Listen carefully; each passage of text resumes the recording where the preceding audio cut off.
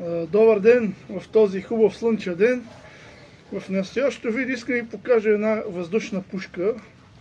Е тази, която виждате. Така.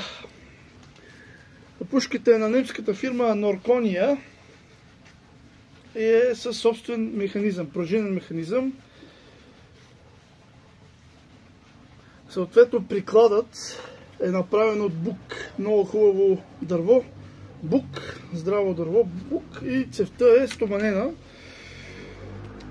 Ето ги мерните прибори са си механични. Съответно мушката. Ето е мушката. Мерни прибори механични. И към пушката има ремък, така че да може да се носи на рамо. Пушчицата е с чупаща цев. Ето, с чупаща цев. Въздушна пушка. Стреля с съчми.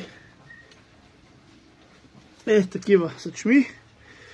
Виждате, мисля, че се виждат. Такива съчми. Палки, това е най-малкият калибър. 4,5. Калибърът е 4,5 и 177.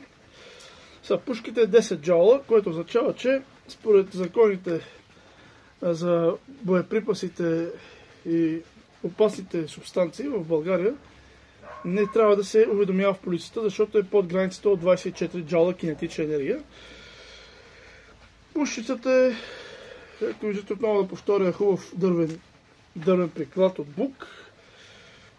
Много лекичка, около 1 кг и 800 грама.